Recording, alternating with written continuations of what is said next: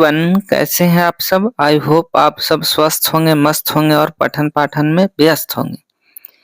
दोस्तों, आज हम इस वीडियो में बात करने वाले हैं 21 फरवरी का, ध्यान से सुनने का। 21 फरवरी का साइंस का जो पेपर होने वाला है आपका, ठीक है। माध्यमिक स्कूल परीक्षा 2025, सेकेंडरी स्कूल एग्जामिनेशन 2025 बोले तो बिहार बोर्ड का ये पेपर है, ठीक है ना।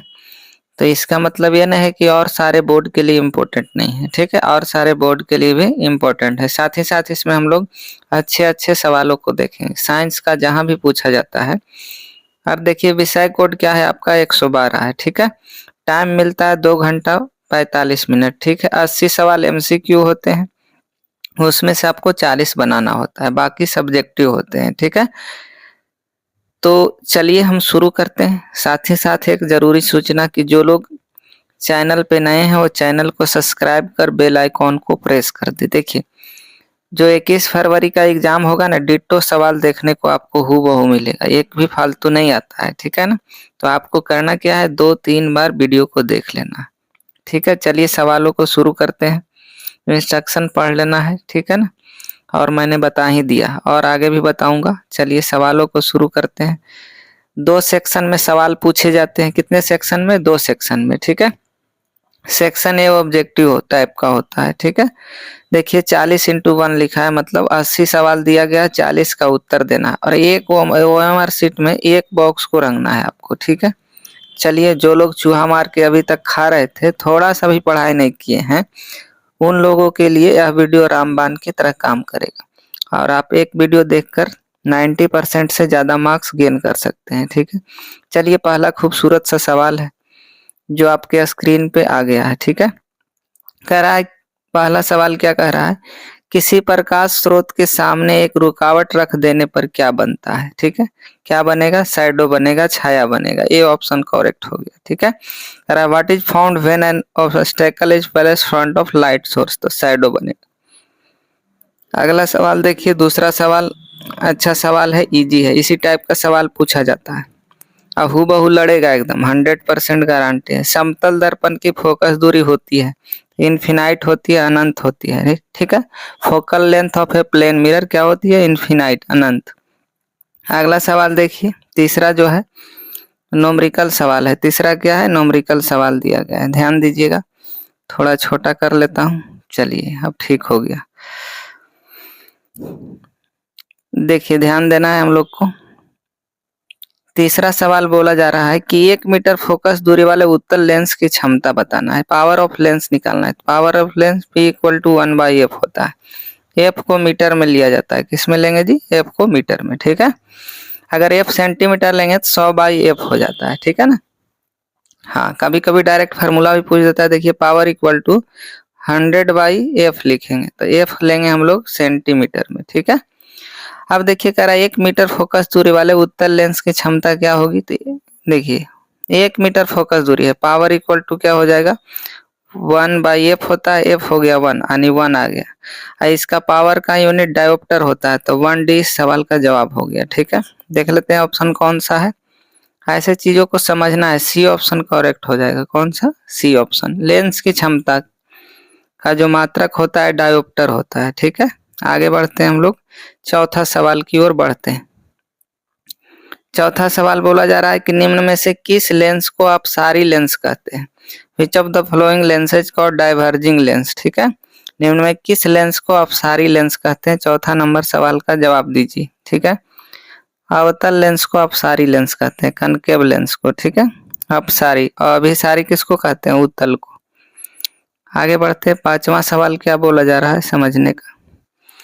कह रहा है, प्रकाश की चाल विभिन्न माध्यमों में होता है। क्या होता है? प्रकाश की चाल जो होता है, speed of line in different media is, प्रकाश की चाल विभिन्न माध्यमों में क्या होता है? अलग अलग होता है, भिन्न भिन्न होता है, डिफरेंट होता है। A option correct. अगला सवाल देखते हैं, अभी मैंने बताया था कुछ देर पहले। कह रहा है, किसी लेंस द्वारा उत्पन्न आवर्धन का ऐसा मात्रक, मैग्निफिकेशन बोलते हैं, है ना। अब मैग्निफिकेशन का देखिए फार्मूला होता है m आवर्धन = height of image by height of object होता है, ठीक है। अब हाइट ऑफ इमेज मान लीजिए कि 5 मीटर है, ठीक है। हाइट ऑफ ऑब्जेक्ट मान लेते हैं 6 मीटर। मीटर मीटर मर गया तो यूनिट बचा, नंबर का कोई यूनिट नहीं होता है, ठीक है। तो मात्रक विहीन हो गया, ठीक है। 6 नंबर सवाल का जवाब दीजिए। तो क्या हो जाएगा, आवर्धन का एसआई मात्रक क्या होता है जी, मात्रक विहीन। डी ऑप्शन करेक्ट है, यूनिट लेस है, ठीक है। अगला सवाल चलिए, छठा कहा जा रहा है कि निम्न में से किसका अपवर्तनांक सबसे ज्यादा है। 4 ऑप्शन दिया है, कांच, हीरा, बर्फ, वायु, ठीक है। ग्लास, डायमंड, आइस, एयर, किसका जो है रिफ्रैक्टिव इंडेक्स ज्यादा है, ठीक है। आपको बताना है, 7वां नंबर सवाल का जवाब दीजिए। तो हीरा का जो है ना ज्यादा होता है सबसे, ठीक है। आगे बढ़ते हैं, 8वां सवाल को देखते हैं।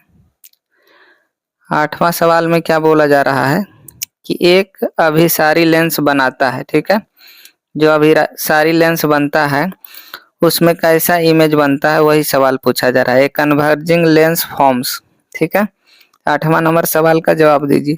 तो कभी कभी अवास्तविक और कभी कभी आभासी कभी वास्तविक प्रतिबिंब बनता है अभिसारी लेंस में, ठीक है। आगे बढ़ते हैं, सी ऑप्शन करेक्ट हो गया। 9वां नंबर अच्छा सवाल है, आकाश का नीला रंग होना किस परिघटना का परिणाम है, ठीक है। किस घटना का परिणाम है।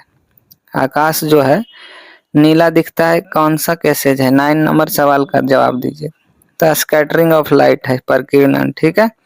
बी ऑप्शन करेक्ट हो गया। अगला देखते हैं, प्रकाश का प्राथमिक वर्ण कौन है। प्राइमरी कलर पूछा जा रहा है, कौन है, ठीक है। The primary colour of light is.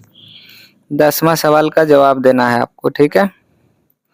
इनमें से सभी प्राइमरी कलर है, ठीक है। लाल, हरा, नीला। लाल, हरा, नीला, एक बार बोल लीजिए, लाल, हरा, नीला, आरजीबी, ठीक है।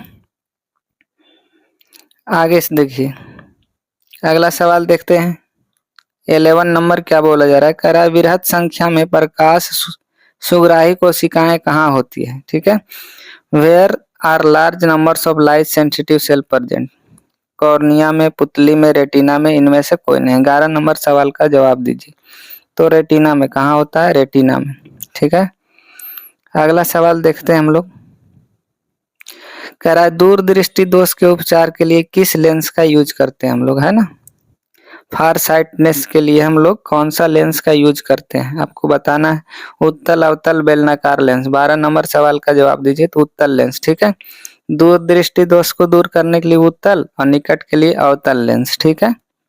उत्तल लेंस उठा हुआ होता है परावर्तक, अवतल लेंस धंसा हुआ होता है, ठीक है। आगे बढ़िए, 13 नंबर क्या कहा जा रहा है, सुनने का। कह रहा है मानव नेत्र के लिए दृष्टि का स्थायित्व होता है। The persistence vision of human I is, कितना होता है, कितना सेकंड होता है। 13 नंबर सवाल का जवाब दीजिए। तो 1/16 सेकंड होता है, ठीक है, ध्यान रखना है। अगला सवाल है, 14 नंबर पूछा जा रहा है, ध्यान दीजिएगा कि निम्न में से कौन सा वाट के बराबर है ना। वाट पावर होता है, वर्क बाई टाइम, ठीक है। वर्क का यूनिट होता है जूल, टाइम का सेकंड, तो जूल पर सेकंड। देख लीजिए कौन सा ऑप्शन सही है। 14 नंबर का जवाब दीजिए। देखिए पावर कह रहा है ना कि कौन वाट के बराबर है, ठीक है। Watt power, work by time होता है, वर्क का joule second, joule per second. B option correct हो गया, ठीक है। 14 नंबर का हो गया। आगे बढ़ते हैं हम लोग। अगला सवाल कहा जा रहा है कौन सा, 15वां नंबर देखिए, ध्यान दीजिए, पढ़िए। कह रहा है 1 किलोवाट घंटा, ठीक है, यानी A1 kWh, किलोवाट आवर, बराबर होता है किसके बराबर होता है। 15 नंबर सवाल का जवाब देना है आपको, ठीक है। तो देखिए 1 यूनिट इसको हम लोग बोलते हैं, क्या बोलते हैं, बिजली का मेजरमेंट इसी से होता है, 1 किलोवाट आवर, ठीक है। तो ये 1 यूनिट हो गया, सी ऑप्शन करेक्ट, ठीक है। अगला सवाल देखिए, विद्युत शक्ति का, अभी मैंने बताया पावर का, विद्युत शक्ति का सही मात्रक क्या होता है, वाट होता है। B option correct. अगला सवाल देखिए, वर्क पूछे एनर्जी पूछे, दोनों का यूनिट जूल होता है, ठीक है, क्या होता है, जूल। अगला सवाल देखिए 17वां नंबर, कह रहा है 1 kWh बराबर होता है, ठीक है, किसके बराबर होता है बताना है आपको। 17 नंबर का सही जवाब, 17 नंबर का सही जवाब तो 3 हो जाएगा, ठीक है। 3.6 इंटू 10⁶ जूल। कैसे निकालिएगा, 1 kWh है, ठीक है। 1 किलोवाट को 1000 वाट लिख सकते, ठीक है, वाट हो गया, इंटू 1 घंटा में 3600 सेकेंड, ठीक है। वाट सेकेंड को हम लोग क्या बोलते हैं, इसका kWh आ गया, ठीक है। वाट सेकेंड को जूल बोलते हैं, वाट सेकेंड को क्या बोला जाता है जी, जूल बोलते हैं। तो इसको करेंगे हम लोग तो 36 पे का 0, 3 और 2 5 0 हो गया, कितना हो गया 5 0, इतना वाट सेकेंड। वाट सेकेंड को जूल बोला जाता है। तो देखिए साइंस ऐसे आंसर नहीं मानता, एक डिजिट बाद दीजिए, 3.6 इंटू 10 टू द पावर क्या 0 था 5 0, एक डिजिट के बाद दशमलव दिए तो एक और बढ़ जाएगा 10 टू द पावर 6 जूल हो गया, ठीक है। आगे बढ़ते हैं हम लोग। अगला सवाल पूछा जा रहा है, दाएं हाथ के अंगूठे के नियम को किसने प्रतिपादन किया है, ठीक है। 18 नंबर सवाल का जवाब दीजिए। फ्लेमिंग ने, ठीक है। फ्लेमिंग का दाएं हाथ का अंगूठे का नियम है, ठीक है, राइट हैंड थंब रूल। अगला चलते हैं हम लोग 19 नंबर सवाल में क्या कहा जा रहा है कि विद्युत फ्यूज विद्युत धारा के किस सिद्धांत पर कार्य करता है। ऑप्शन आपके स्क्रीन पे दिया गया है, तो उसमें प्रभाव के सिद्धांत पे काम करता है, ठीक है, थर्मल। चलिए अगला चलते हैं हम लोग 20वां सवाल, आसान है, सवाल के नाम पे धब्बा। 1 मिली एंगस्ट्रम बराबर होता है, ठीक है। 1 मिली एंगस्ट्रम नहीं एम्पियर है, 1 मिली एम्पियर किसके बराबर होता है, तो 10 टू द पावर -3 का 20 का 3 हो गया, ठीक है। मिली हो गया, माइक्रो रहता तब सुन लीजिए 1 माइक्रो एम्पियर तो हो जाता है 10 पे पावर -6 एम्पियर, ठीक है। मिली में 3, माइक्रो में 6। चलो अगला सवाल देखते हैं। कह रहा है प्रतिरोध का मान बढ़ाने के लिए प्रतिरोधकों को जोड़ा जाना चाहिए, किसमें, श्रेणी क्रम, पार्श्व क्रम, सीरीज में कि पैरेलल में जोड़ना चाहिए, एक इसका जवाब दीजिए। तो श्रेणी क्रम में जोड़ा जाता है, सीरीज में, क्योंकि R इक्वल टू क्या होता है R1 प्लस R2, ठीक है। सीरीज में करंट सेम होता है, R2 R3 डॉट डॉट ऐसी बहुत सारा होता है। तो अब पैरेलल में 1/R इक्वल टू होता है 1/R1 plus 1/R2 plus 1/R3 dot dot, उसमें कम वैल्यू आता है, सीरीज का मान कम आएगा, ठीक है। आगे देखिए रेसिस्टेंस का मान उसमें कम आएगा, सीरीज में ज्यादा आता है, पैरेलल में कम। 22वां सवाल देखो, इलेक्ट्रिक हीटर की कुंडली बनाने में किस पदार्थ का प्रयोग किया जाता है, आपको बताना है। ऑप्शन आपके स्क्रीन पे है, 22 नंबर सवाल का जवाब दीजिए। तो नाइक्रोम का, किसका जी, नाइक्रोम का, ठीक है। अगला सवाल देखिए 23 नंबर, कह रहा है निम्न में कौन ग्लोबल वार्मिंग के लिए उत्तरदायी है, ठीक है। ग्लोबल वार्मिंग के लिए कौन सा उत्तरदायी है, 23 नंबर सवाल का जवाब देना है। तो कार्बन डाइऑक्साइड है, ठीक है। हाँ कार्बन डाइऑक्साइड 0.03% होता है, इससे इसको ना तो ज्यादा होना चाहिए ना तो कम, ठीक है। कम भी होगा दिक्कत है, ठंडे हो जाएंगे हम लोग। चलिए इनमें से कौन जीवाश्म ईंधन है, कौन सा फॉसिल फ्यूल है, आपको बताना है। 4 ऑप्शन दिया गया है आपके स्क्रीन पे, ठीक है। 24 नंबर सवाल का जवाब, तो देखिए पेट्रोलियम है, प्राकृतिक गैस, कोयला, सभी है, डी ऑप्शन करेक्ट, ठीक है। अगला सवाल देखते हैं हम लोग, सूर्य तथा अन्य तारों द्वारा उत्सर्जित विशाल ऊर्जा का स्रोत है, नाभिकीय विखंडन, नाभिकीय संलयन, ठीक है। आपको बताना है 25 नंबर का सवाल का जवाब, तो नाभिकीय संलयन होता है, ठीक है। सूर्य तथा अन्य तारों द्वारा उत्सर्जित विशाल ऊर्जा का स्रोत नाभिकीय संलयन हो रहा है, वहां पे हाइड्रोजन हीलियम जो है आपस में मिलकर बहुत ज्यादा मात्रा में हीट और लाइट दे रहे हैं, ठीक है। अगला सवाल देखिए, कह रहा है टिहरी बांध का निर्माण का उद्देश्य क्या था, ठीक है। 26 नंबर सवाल का जवाब दीजिए। तो भूमि सिंचाई, बिजली उत्पादन, जल आपूर्ति, इनमें से सभी है, ठीक है, डी ऑप्शन करेक्ट। अगर ऑप्शन सभी रहे तो सभी मारिए, ठीक है। अगला देखिए, अगला सवाल कह रहा है खिलौनों में किस सेल का उपयोग होता है, जो खिलौना होता है ना बच्चों का, उसमें कौन सा सेल का उपयोग किया जाता है, 27 नंबर का सवाल का जवाब दीजिए। तो इनमें से कोई नहीं, ठीक है। डेनियल सेल, सौर सेल, सूखा सेल, इनमें से कोई नहीं, ठीक है। आगे बढ़ते हैं हम लोग। देखिए कह रहा है जल में वैद्युत अपघटन में कैथोड पर कौन सी गैस मुक्त होती है, कैथोड पर कौन सी गैस मुक्त होती है, 28 नंबर सवाल का जवाब दीजिए, हाइड्रोजन गैस। अगला सवाल देखते हैं। अगला सवाल बोला जा रहा है नीचे दी गई अभिक्रिया के संबंध में कौन सा कथन सत्य है, ठीक है, कौन सा कथन सत्य है। तो कार्बन अपचयित हो रहा है। कार्बन क्या हो रहा है? अपचयित हो रहा है। ठीक है, कार्बन क्या हो रहा है? अपचयित हो रहा है। 30 नंबर सवाल का देखते हैं हम लोग आंसर। ठीक है, 29 नंबर का क्या हो गया? कार्बन अपचयित हो रहा है। 30 नंबर सवाल का जवाब देखते हैं हम लोग। करा जस्ता तथा तनु हाइड्रोक्लोरिक अम्ल की अभिक्रिया के फलस्वरूप निम्न में कौन गैस बनता है? 30 नंबर सवाल का जवाब दीजिए। तो हाइड्रोजन गैस। ठीक है, अगला सवाल देखते हैं हम लोग। करा निम्न में कौन गैस चूना जल को दूधिया कर देता है? कौन सा गैस जो है ना चूना जल को दूधिया कर देती है? ठीक है, 31 नंबर सवाल का जवाब दीजिए। तो कार्बन डाइऑक्साइड। ठीक है, CO2। अगला सवाल 32वां नंबर देखते हैं हम लोग। 32 नंबर सवाल क्या कहा जा रहा है? कह रहा है निम्न में कौन बुझा हुआ चूना है? हाँ, फार्मूला देख लेना है सब आप सबों को। ठीक है, खाने वाला सोडा, धोने वाला सोडा, ठीक है, प्लास्टर ऑफ पेरिस, जिप्सम। आगे बढ़ते हैं।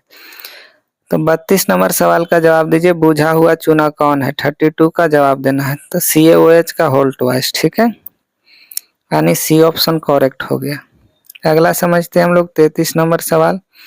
कह रहा है दंत मंजन प्राय होता है, क्या होता है? अम्लीय, लवण युक्त, क्षारीय, इनमें से कोई नहीं। 33 नंबर सवाल का जवाब दीजिए।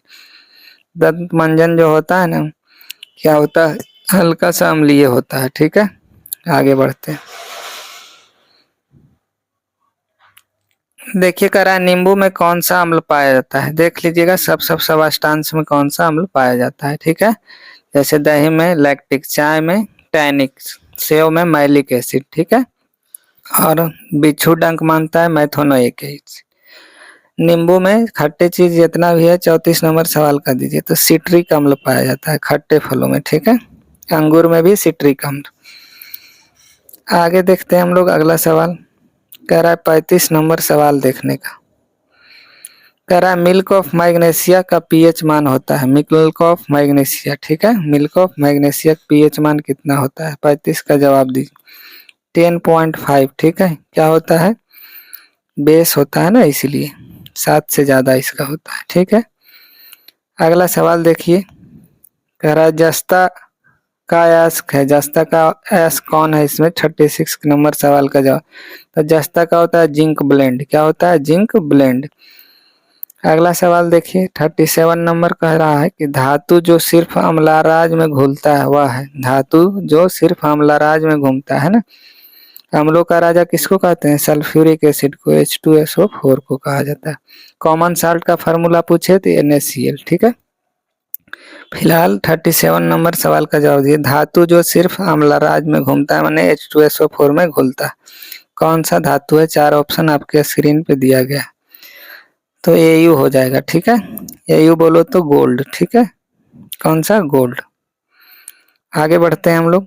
38 नंबर सवाल का जवाब दीजिए। करा निम्न में कौन आयनिक यौगिक नहीं है? आयोनिक कंपाउंड कौन नहीं है आपको बताना है। आयोनिक बॉन्ड में क्या होता है? कंप्लीट ट्रांसफर ऑफ इलेक्ट्रॉन होता है। 38 का सवाल का जवाब दीजिए।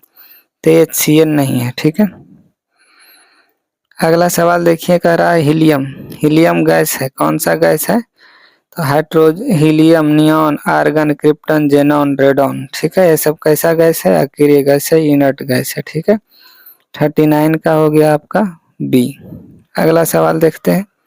मैंने बता दिया इनर्ट गैस सारा। ठीक है, इनर्ट गैस कौन कौन है लिख देता हूँ एक बार। हीलियम हो गया, नियॉन हो गया, आर्गन हो गया, क्रिप्टन हो गया, जेनॉन हो गया, रेडॉन हो गया। ठीक है, यही 6 हीलियम इनर्ट गैस है।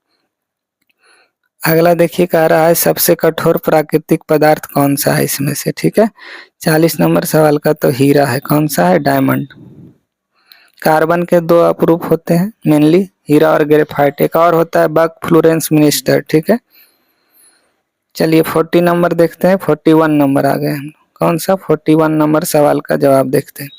कह बेंजीन का अणुसूत्र क्या होता है? C6H6 होता है। ठीक है, अगला देखते हैं। कभी कभी बेंजीन का सूत्र पूछ दे तो ध्यान दीजिएगा। फार्मूला फार्मूला स्ट्रक्चर तो ऐसे होता है। हेक्सागोनल 6 को बना दीजिए, एक छोड़ के एगो डबल बॉन्ड दे देना है। ठीक है ना, ये हो गया। इसी को और बना सकते हैं हम लोग, ऐसे बना दीजिए। ध्यान देना, ई दे दिया, इसका मतलब एक छोड़ के एगो देख लीजिएगा। इस तरह का जो स्ट्रक्चर है वही कहलाएगा बेंजीन का स्ट्रक्चर, ठीक है। Formula C6H6। अगला सवाल देखते हैं। कह रहा हाइड्रोजन के दो परमाणुओं के कौन सा बंधन बनता है? हाइड्रोजन के बीच में कौन सा बंधन बनता है, कौन सा बॉन्ड बनता है? 42 नंबर सवाल का जवाब दीजिए। तो एकल बंधन सिंगल बॉन्ड होता है। जैसे हाइड्रोजन हाइड्रोजन, एक कैसा बॉन्ड हो गया जी? एकल बंधन सिंगल बॉन्ड। कैसा बॉन्ड? Single bond. आगे देखते हैं हम लोग। देखिए मैंने अभी बोला था कि आज फार्मूला भी ध्यान में रखना है। चूना जल का रासायनिक नाम क्या है? चूना जल का रासायनिक नाम क्या है? कैल्शियम हाइड्रोक्साइड, ठीक है, कैल्शियम हाइड्रोक्साइड। अगला सवाल देखते हैं हम लोग। चीनी का रासायनिक सूत्र क्या है ना? Chemical formula of sugar.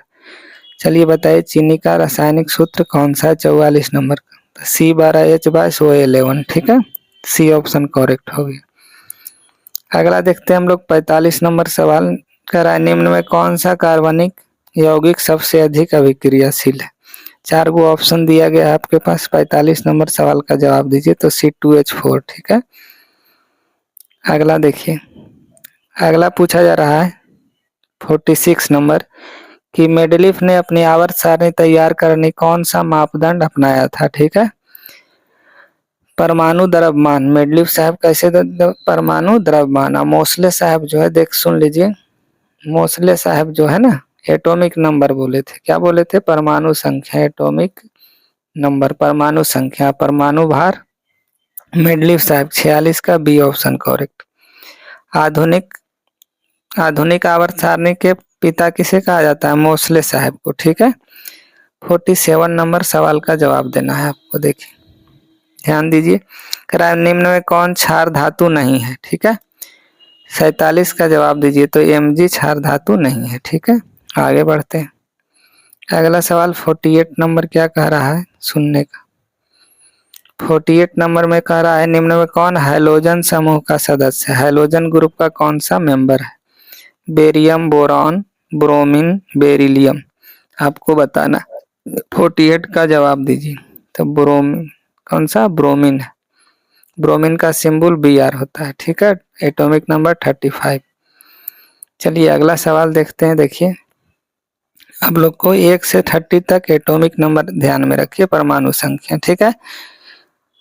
करा जिंक का परमाणु संख्या क्या होता है? जिंक 30 होता है। क्या होता है जी? जिंक का 30। कोबाल्ट 27 हो गया, निकेल 28, ठीक है। कोबाल्ट 27, निकेल 28, कॉपर 29, मैंने बता दिया।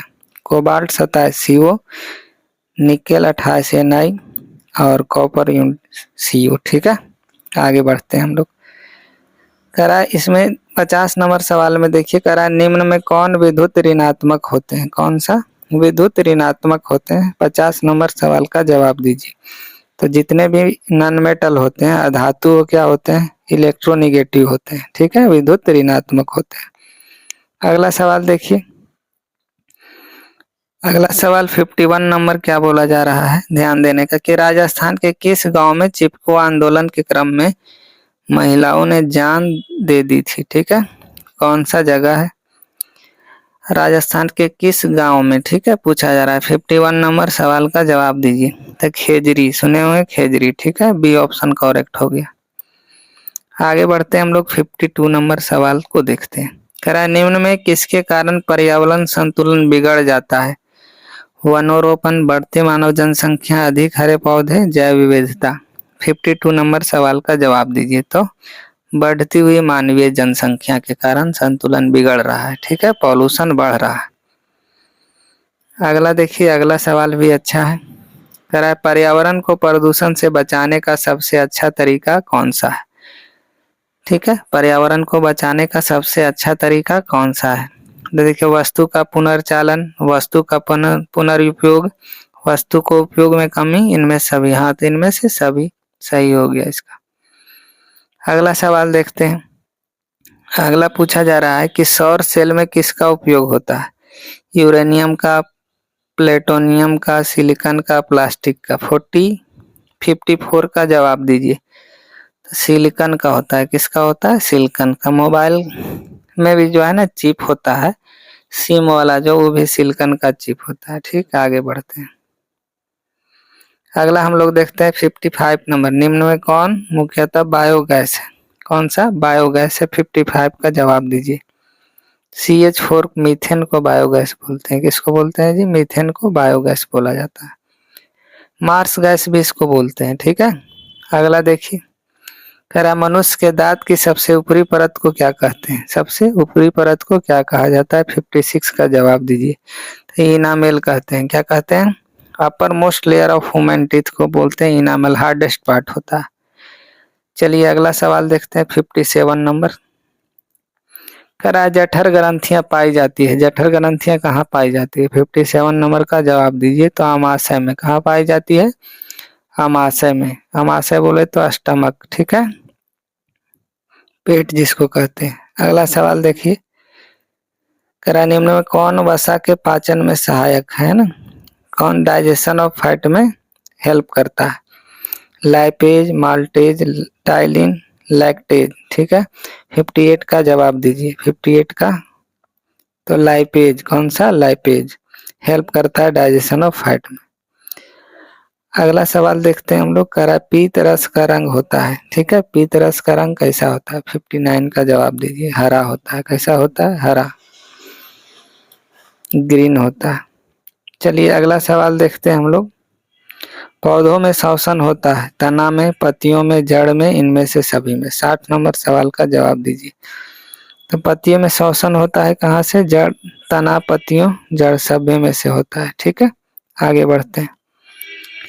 अगला सवाल कह रहा है हरे पौधे रात्रि में किस गैस का निष्कासन करते हैं? ठीक है, 61 का जवाब देना है आपको।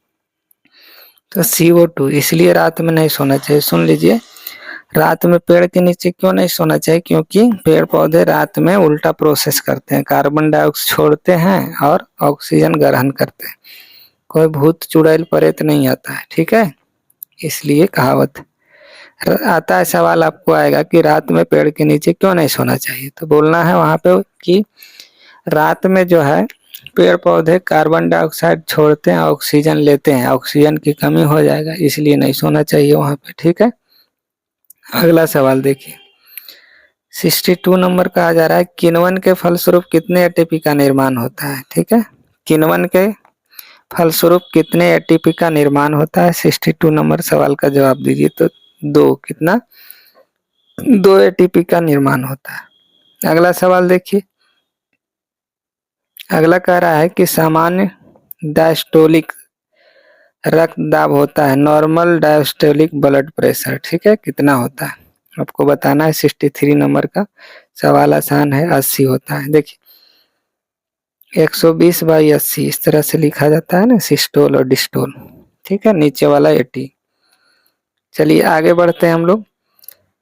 अगला कह रहा है पौधों में वाष्पोत्सर्जन किस अंग में होता है? ठीक है, पौधों में वाष्पोत्सर्जन किस अंग में होता है? 64 नंबर सवाल का जवाब दीजिए। तो पत्ती में होता है। किस में होता है जी?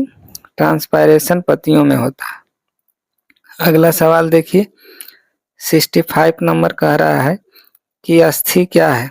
What is bone? ठीक है, बोन में से अस्थि होता है। पदार्थ है, कोशिका है, ऊतक है, इनमें से कोई नहीं। 65 नंबर सवाल का जवाब देना है। तो ऊतक है, टिश्यू है। बोन क्या है? टिश्यू। चलिए अगला सवाल देखते हैं, 66 नंबर में क्या कहा जा रहा है? पादप में अपशिष्ट संचित रहते हैं, छाल में, पत्तियों में, कोशिकीय रिक्तियों में, इनमें से सभी। ठीक है, कहाँ पे रहता है? 66 नंबर का जवाब देना है। तो इनमें से सभी में। ठीक है, अगला देखिए, 67 नंबर सवाल का जवाब देना है। क्राइवरिक के संरचनात्मक क्रियात्मक इकाई को क्या कहते हैं? ठीक है, 67 नंबर सवाल का जवाब दीजिए। तो नेफ्रॉन कहते हैं। क्या कहते हैं? नेफ्रॉन कहा जाता है। 68 नंबर देखिए, कह रहा है कि पौधों के उत्सर्जी पदार्थ, पौधों के उत्सर्जी पदार्थ है। कौन सा उत्सर्जी पदार्थ है? 68 नंबर का जवाब देना। टैनिन, रेजिन, गोंद, सभी है, इनमें से सभी। D option correct. अगला सवाल देखते हैं हम लोग।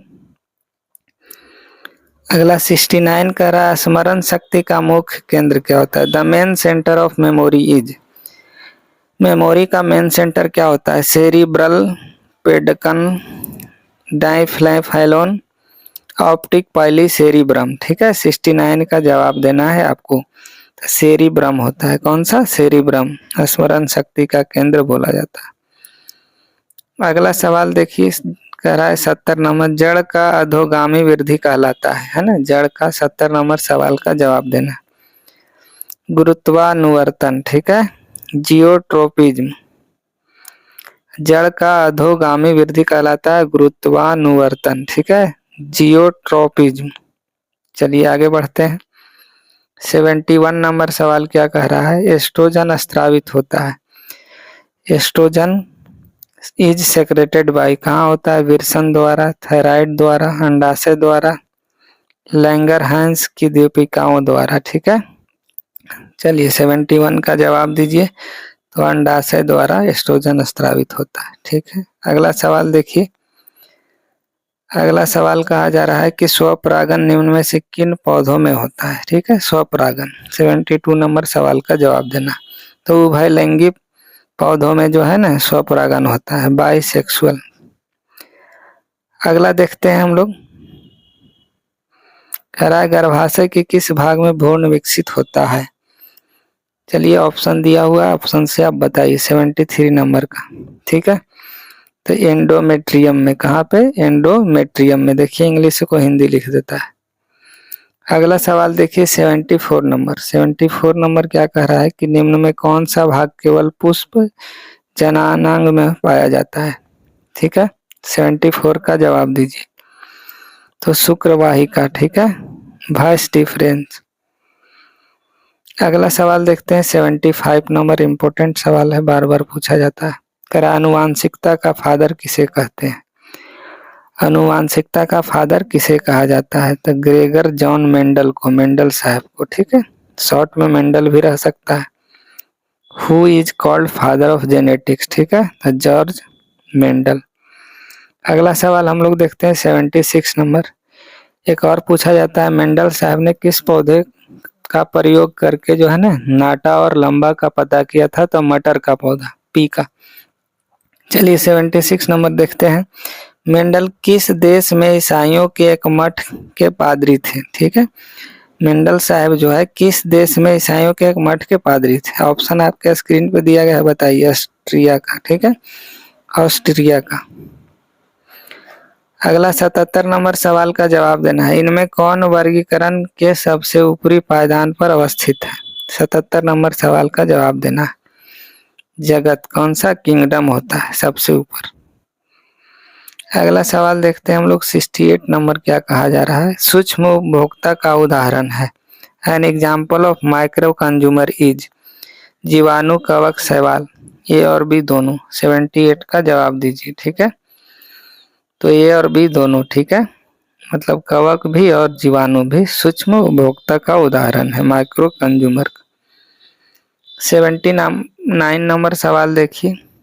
79 नंबर बोला जा रहा है, मांसाहारी जीवों को कहा जाता है, ठीक है। मांसाहारी जीवों को क्या कहा जाता है? तो सेकेंडरी कंज्यूमर कहा जाता है, द्वितीयक उपभोक्ता, ठीक है। प्राथमिक में पेड़ पौधे आ जाते हैं, ठीक है। चलिए अगला सवाल देखते हैं। 80 नंबर सवाल क्या कहा जा रहा है? ध्यान से सुनने का, अच्छा इंपॉर्टेंट है। कह रहा है खाद्य श्रृंखला में प्रत्येक पोषी स्तर कुल ऊर्जा का कितना प्रतिशत अगले पोषी स्तर को स्थानांतरित कर देता है? तो 10%, ठीक है। क्या है? 10% अगले पोषी स्तर को ट्रांसफर कर देता है, ठीक है। कोई दिक्कत? चीजों को समझ रहे होंगे बेहतर तरीके। सेक्शन ए खत्म हो गया, अब सेक्शन बी देखते हैं हम लोग। सेक्शन बी देखते हैं, ठीक है। समझ लीजिए एक बार। सेक्शन बी में क्या होता है? शॉर्ट आंसर टाइप है, फिर लॉन्ग। 1 से 8 तक लघु उत्तरीय प्रश्न है, इसमें से 4 का जवाब देना है, 2 नंबर मिलेगा, 8 नंबर मिलेगा आपको, ठीक है। फिलहाल हम यहाँ 8 देखेंगे। कह रहा है रेलवे सिग्नल में लाल रंग का प्रयोग क्यों किया जाता है, ठीक है। दूसरा, हीरे में पूर्ण आंतरिक परावर्तन होने के क्या कारण है? चलिए अगला देखिए। अभी मैं क्वेश्चन दिखा रहा हूँ, इसका नेक्स्ट लेक्चर में सॉल्यूशन में प्रोवाइड करवाऊंगा आपको, ठीक है। तीसरा है फ्यूज तार के 3 प्रमुख विशेषता क्या है, वो बताना है आपको। विद्युत धारा के चुंबकीय प्रभाव से संबंधित दक्षिण हस्त अंगूठा के नियम को लिखना है। उसके बाद जो है 5वां सवाल क्या कह रहा है, सुनिए ध्यान से, कि पशु गोबर और जीव अपशिष्ट से बायोगैस प्राप्त करने के क्या लाभ है? छठा है कि घरेलू विद्युत परिपथों में श्रेणी क्रम संयोजन का उपयोग क्यों नहीं किया जाता। पवन ऊर्जा प्राप्त करने के क्या फायदे, ज्वारीय ऊर्जा कैसे उत्पन्न होती है, ठीक है, उसको आपको लिखना है। इस तरह से 8 था लघु उत्तरीय। अब दीर्घ उत्तरीय 2 गो सवाल है, कै गो है जी, कह रहा है 9 और 10 दीर्घ उत्तरीय, एक का जवाब देना है, 6 मार्क्स का है लॉन्ग। देखिए पहला सवाल क्या है कि किरण आरेख की मदद से उत्तल अवतल लेंसों में प्रथम और द्वितीय मुख्य फोकस को समझाना है आपको, ठीक है, लाइट चैप्टर से। अगला देखिए, अगला कह रहा है डायनमो क्या है, इसके सिद्धांत और क्रिया का स्वचित्र का वर्णन करना है, ठीक है। डायनमो और विद्युत मोटर भी देख लीजिएगा, ठीक है। डायनमो विद्युत मोटर, एसी डीसी में अंतर भी पूछा जाता है कभी कभी, ठीक है, अंतर पूछेगा तो 5-6 लिखिए। फिजिक्स का था। अब केमिस्ट्री में देखिए 11 से 18 तक, ठीक है, 8 सवाल है, 4 का जवाब देना, 8 मार्क्स मिलेगा, ठीक है। देखिए सवाल कैसा आता है, यहाँ लिखा गया है 4 to 8, उदाहरण सहित किसी अवक्षेपण अभिक्रिया का वर्णन करना है, प्रिसिपिटेशन रिएक्शन को बताना है आपको, ठीक है। अगला है आयोडीन युक्त नमक के उपयोग की सलाह क्यों दी जाती है, ताकि उससे, चलिए देखिए ध्यान दीजिए 13 नंबर सवाल करा, मनुष्य के उदर में स्थापित होने वाले HCl अम्ल की कार्य पद्धति को समझाइए, है ना। क्या करता है, और डाइजेशन में हेल्प करता है, पाचन में मदद करता है। अगला देखिए संतृप्त और असंतृप्त हाइड्रोकार्बन में अंतर बताना है आपको, ठीक है, एक उदाहरण देता है, बताया गया है। संयोजन अभिक्रिया परिभाषित करना है, साथ ही साथ संयोजन अभिक्रिया का एक उदाहरण भी देना है, ऊष्माक्षेपी, ठीक है। अगला देखिए, अगला सवाल, अगला कह रहा है सिरका क्या है, व्हाट इज विनेगर, इसके उपयोग बताइए। एस्टीकरण की क्रिया किसे कहते हैं, समीकरण भी लिखना है। देखिए केमिस्ट्री में नंबर कम क्यों आता है, इक्वेशन नहीं लिखते हैं, मनगढ़ंत कहानी लिखते हैं और इक्वेशन नहीं लिखते हैं, इसलिए। ड्रिप इरिगेशन क्या है, ड्रिप सिंचाई क्या है, तो जहाँ पौधा है ना उसके जड़ में पानी दिया जाता है, इस पद्धति को हम लोग ड्रिप सिंचाई बोलते हैं, इससे पानी की बचत होती है। अब इसका दीर्घ उत्तरीय में 19-20 2 गो सवाल है, कितने सवाल है, 2 गो, ठीक है। एक सवाल बनाना है आपको 5 नंबर, कह रहा है रासायनिक बंधन क्या है, केमिकल बॉन्ड क्या है, या कितने प्रकार होते हैं, उदाहरण के साथ समझाना है आपको, ठीक है। चलिए दूसरा सवाल क्या पूछा गया है कि कार्बन के कुछ विलक्षण गुणों का उल्लेख करें और बताइए कि कार्बन की यौगिकों की संख्या बहुत अनेक है, ठीक है, असंख्य क्यों है। अगला बायो में आते हैं हम लोग, बायो में क्या है सुनने का, 21 से 28 तक 8 सवाल है, 4 का जवाब देना है, 8 मार्क्स मिलेगा, सेम कहानी है। चलिए देख लेते हैं सवाल क्या है। सवाल कह रहा है अमाशय में पाचक रस की क्या भूमिका है, मछली के चो, मच्छर, मनुष्य के श्वसन अंगों के नाम लिखना है, ठीक है, रिस्पिरेटरी ऑर्गन। मनुष्य में रक्त का द्विगुण परिसंचरण क्या है, डायलिसिस का सिद्धांत क्या है, तंत्रिका तंत्र का कार्य लिखना है, ठीक है। आगे बढ़िए, 26वां नंबर सवाल देखिए, कह रहा मनुष्य में होने वाले समान लैंगिक संचारिक रोगों को लिखें, समजात अंग समरूप अंग से आप क्या समझते हैं। अगला सवाल है 28 नंबर, क्या कह रहा है समझने का, क्या होगा यदि हम एक पोषीय स्तर के सभी जीवों को समाप्त कर दें तो। आगे देखिए, अगला सवाल है दीर्घ उत्तरीय 5 नंबर का, ठीक है। चलो 29 नंबर देखते हैं, कह रहा है गिल्स द्वारा श्वसन किस प्रकार होता है, सचित्र समझाना है आपको, ठीक है। आगे पारिस्थितिकी तंत्र में ऊर्जा का प्रवाह कैसे होता है, इसको आपको बताना है। चलिए आगे देखते हैं, क्या देखना है, यही खत्म हो गया, ठीक है, 30 सवाल है। तो आई होप आप चीज़ों को क्या है समझ पाए होंगे अच्छे तरीके से, कोई दिक्कत, कोई कष्ट, कोई तकलीफें नहीं होंगी। करना क्या है आपको, वीडियो को 2-3 बार देख लेना है, ठीक है। और नेक्स्ट लेक्चर जो होगा सब्जेक्टिव का होगा प्लस में ऑब्जेक्टिव दोनों का होगा, कंप्लीट सेट मैं शाम में प्रोवाइड करवाऊंगा, ठीक है। तब तक के लिए खुश रहिए, स्वस्थ रहिए और मन से पढ़ाई करते रहिए। जय हिंद।